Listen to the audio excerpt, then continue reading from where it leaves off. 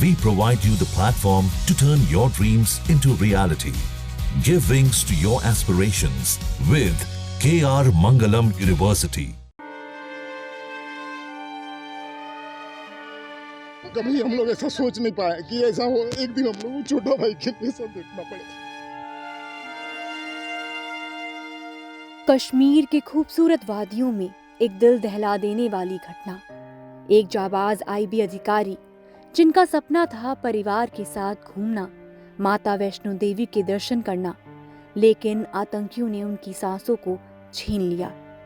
हम बात कर रहे हैं मनीष रंजन की, जिनकी अंतिम यात्रा ने हर किसी की आंखें नम कर दी। जम्मू कश्मीर के पहलगाम में आतंकी हमले में शहीद हुए आईबी अधिकारी मनीष रंजन की अंतिम यात्रा अब पश्चिम बंगाल के झालदा की ओर बढ़ रही है।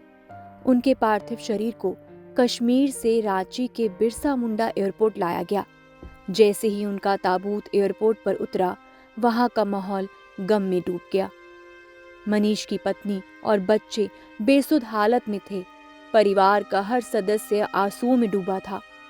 एयरपोर्ट पर मौजूद लोगों की आंखें नम थीं, लेकिन दिलों में गुस्सा भी उबल रहा था। स्थानीय लोगों और शहीद के चाहने वाले आतंकियों के खिलाफ सख्त कार्रवाई की मांग कर रहे हैं। बिरसा मुंडा एयरपोर्ट पर शहीद मनीष रंजन को श्रद्धांजलि देने के लिए भाजपा के प्रदेश अध्यक्ष पूर्व मुख्यमंत्री बाबूलाल मरांडी समेत कई नेता और कार्यकर्ता पहुंचे। मनीष के पार्थिव शरीर पर पुष्प अर्पित कर सभी ने उन्हें नमन किया। बाबूलाल मरांडी ने कहा, मनीष रंजन का बलिदान व्यर्थ नहीं जाएगा। आतंकियों को जल्द ही उनके अंजाम तक पहुंचाया जाएगा। तो ये बिल्कुल क्षमा करने की योग्य नहीं है और मैं समझता हूं कि भारत सरकार उसको गंभीरता से ले रही है और जिन लोगों ने इस प्रकार की दुस्साहस किया है उनको तो जवाब मिलेगा ही मिलेगा। लेकिन उनके जो आका है, जो जहाँ से प्रायोजित होते हैं, उन्हें भी नहीं छोड़ा जाएगा। क्योंकि घटना सिर्फ 26 लोगों का नहीं है, बल्कि देश के 140 करोड़ हिंदुस्तानियों पर ये लोगों ने गोलियां चलाई थी। बता दें कि मनीष रंजन का पार्थिव शरीर लेने के लिए उनके भाई, परिवार के सदस्य और झालदा के कई ग्रामीण रांची पहुंचे। मूल रूप से बिहार के सासाराम के रहने वाले मनीष का परिवार अब पश्चिम बंगाल के झालदा में रहता है।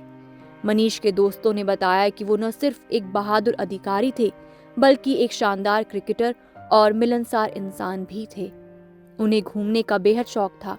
दोस्तों ने बताया कि पहलगाम की खूबसूरती देखने का उनका सपना था और इसके बाद वो माता वैष्णो देवी के दर्शन करने की योजना बना रहे थे, लेकिन नियति को कुछ और ही मंजूर था। आइए जानते हैं उनके दोस्तों का इस हमले पर क्या कहना है, साथ ही वो सरकार से क्या अपील करना चाहते हैं। बहुत मेधावी छात्र था वो और हमेशा से अच्छा अव्वल रहा है, क्लास में अव्वल रहता था। उसने बहुत बार रांची में भी आके मतलब क्विज कंपटीशन जीता। इनके 2 बच्चे हैं ना? 2 बच्चे हैं। 2 छोटे बच्चे। हाँ। झालदा में कहाँ रहते थे ये झालदा में पुराना बागमुंडी रोड में रहते हैं। पिताजी इनके भी हेडमास्टर से रिटायर हुए हैं हिंदी हाई स्कूल झालदा से। जिन लोगों ने घटना को अंजाम दिया है, क्या चाहते हैं उन लोगों के खिलाफ कार्रवाई? उनके प्रति मतलब जितना कठोर से कठोर सजा दिया जाए, मुझे तो यह पूर्ण विश्वास है कि उनको कठोर सजा दिया जाएगा, ऐसा लगता है। लेकिन इसका जो जड़ है ना, वो भी खत्म किया जाना बहुत ज़रूरी है, क्योंकि ऐसे हम लोग अपने बच्चों को खोते रहेंगे या वो मेरा छोटा भाई जैसा था, तो ये बहुत मतलब मुश्किल समय है। या कभी हम लोग ऐसा सोच नहीं पाए कि ऐसा हो, एक दिन हम लोग को छोटा भाई के लिए सब देखना पड़े। बहुत मैं अंदर से मतलब बहुत दुखी। मैं इस चीज को बयान नहीं कर सकता अभी, क्योंकि एक साथी हमारा हमें छोड़ के चला गया। सर, उनकी पत्नी और बच्चे की क्या हालत है? बच्चों की क्या हालत है? किस तरह की ऐसे बयान देने से बचना चाहिए, क्योंकि आप जान सकते हैं कि जिस व्यक्ति को उनके बच्चे और पत्नी के सामने में उनको उनकी हत्या की गई, आज उनके ऊपर क्या दर्दनाक घटना घट सकती है, क्या उनके ऊपर बीत रही है, ये आप खुद अपना सोचिएगा। जो कार्रवाई हुआ खुश है, जो कल कार्रवाई हुआ भारत पर सिंधु जलप्रपात। देखिए, ये तो एक छोटी सी ये हुआ है, हम तो चाहेंगे कि टोटल उनको वॉकआउट करना चाहिए उनका।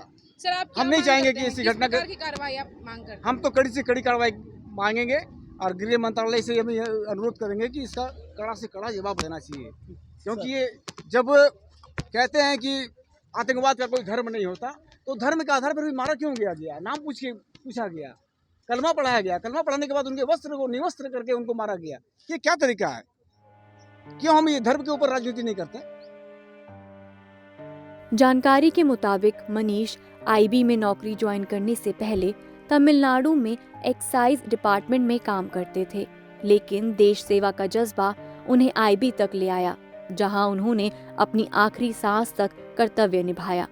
मनीष रंजन की शहादत ने एक बार फिर हमें याद दिलाया है कि हमारे जाबाज देश के लिए हर पल अपनी जान की बाजी लगाते हैं, लेकिन सवाल ये है कि कब तक हमारे नायकों को आतंक की भेंट चढ़ना पड़ेगा।